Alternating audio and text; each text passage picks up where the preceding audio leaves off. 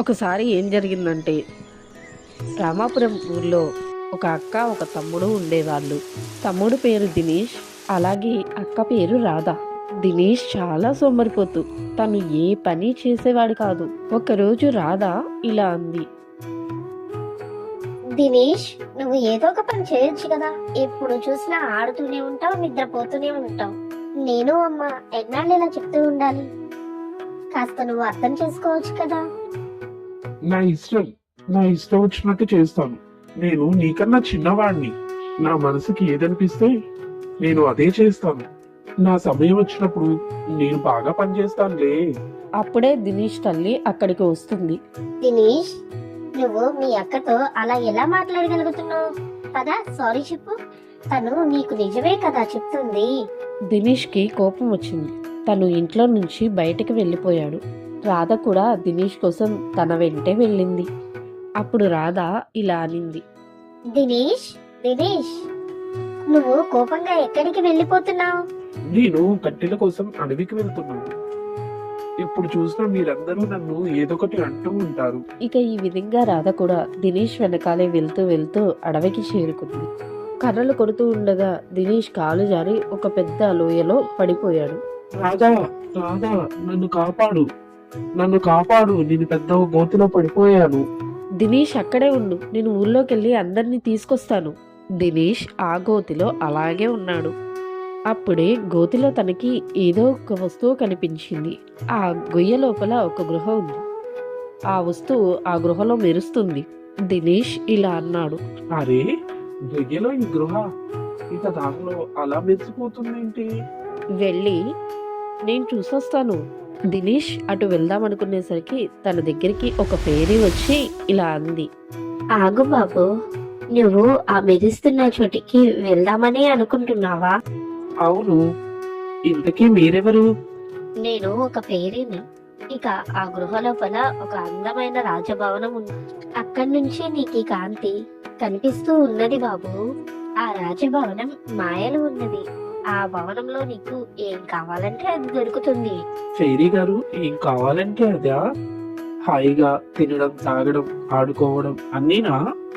అవును, నేను ఆ భవనాన్ని కాపలా కాస్తాను. ఫెయిరీ గారు, నాకు కూడా అక్కడికి వెళ్ళాలని ఉంది. నేను కొన్నాళ్ళు మా ఇంట్లో వాళ్ళ నుండి దూరంగా ఇక్కడ ఉంటాను. మా ఇంట్లో వాళ్ళకి అప్పుడే నా గురించి అర్థమవుతుంది. నువ్వు ఆ భవనంలో ఉండొచ్చు, కానీ నా అనుమతి లేకుండా బయటికి వెళ్ళకూడదు. అలాగే ఫెయిరీ గారు, సరే. అప్పుడు దినేష్ ఆ గృహ లోపలికి వెళ్తాడు. దాని మరోవైపు నుంచి బయటకు వచ్చి పెద్ద రాజభవనాన్ని చూస్తాడు. తను ఇలా అన్నాడు. ఈ భవనం ఎంత అందంగా ఉందో. ఇక మీదట నేను ఇక్కడే ఉంటాను, తింటాను, తాగుతాను. దినేష్ ఆ భవనం లోపలికి వెళ్ళాడు. ఇక ఆ భవనం తలుపు మూసుకుపోయింది. అప్పుడు దినేష్ ఆ భవనంతో అన్నాడు. మాయా భవనమా, నేను ఇక్కడ నిద్రపోవాలి. నాకు ఒక అందమైన మంచం ఇవ్వండి. అప్పుడు అక్కడ ఒక అందమైన మంచం ప్రత్యక్షమైంది. దినేష్ సంతోషంగా అక్కడ నిద్రపోయాడు. మరోవైపు రాధ తన తమ్ముణ్ణి వెతకడానికి అందరినీ తీసుకుని వచ్చింది. కానీ అక్కడ ఏ గొయ్యి కనిపించలేదు. అందరూ తనని వెతకడం మొదలుపెట్టారు. అప్పుడు రాధ ఇలా అనింది. ఏం తెలుసు, దినేష్ గొయ్య నుంచి బయటకు వచ్చి వెళ్ళిపోయాడు. ఇక అందరూ అక్కడి నుంచి వెళ్ళిపోయారు. దినేష్ ఆ మాయా భవనంలో చాలా సంతోషంగా ఉన్నాడు. తను తినడానికి అడిగితే భోజనం వచ్చేస్తుంది. ఇక రోజంతా తను ఇంట్లో ఆడుతూ పాడుతూ ఉండేవాడు. దినేష్ కొద్ది రోజులు సంతోషంగా ఉన్నాడు, కానీ తర్వాత దిగులు పడ్డాడు.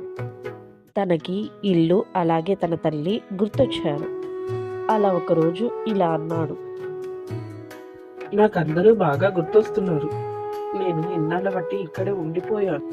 అందరూ బాగా బాధపడుతూ ఉండుంటారు. నేను తిరిగి వెళ్తే మంచిది.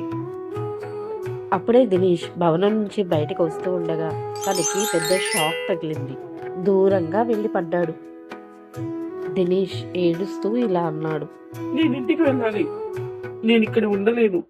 నన్ను వెళ్ళనివ్వు, నన్ను వెళ్ళనివ్వు. ఇక మీదట నువ్వు ఇక్కడే ఉండాలి. ఆ ఫెయిరీ నాకు ఆదేశం ఇచ్చినప్పుడే ఈ భవనము నుండి నువ్వు బయటికి వెళ్తావు. దినేష్ గట్టిగా ఆ ఫేరీని పిలవడం మొదలుపెట్టాడు. అప్పుడే ఫేరీ అక్కడికి వచ్చి ఇలా అనింది. ఏమైంది దినేష్? ఫేరీ గారు, నేను ఇక్కడ ఉండలేను. నేను ఇంటికి వెళ్ళాలి. కానీ దినేష్, నువ్వేగా కోరుకున్నావు ఇక్కడ హాయిగా దర్జాగా ఉందామని. లేదు, నేను కేవలం నా కుటుంబం దగ్గరికే వెళ్ళాలి.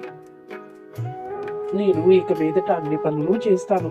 మా ఇంట్లో వాళ్ళకి అస్సలు కోపం తెప్పించే పనే చేయను. అప్పుడు ఫేరీ ఆ మాట ఒప్పుకుని మాయాభవనం నుంచి విడుదల చేసింది.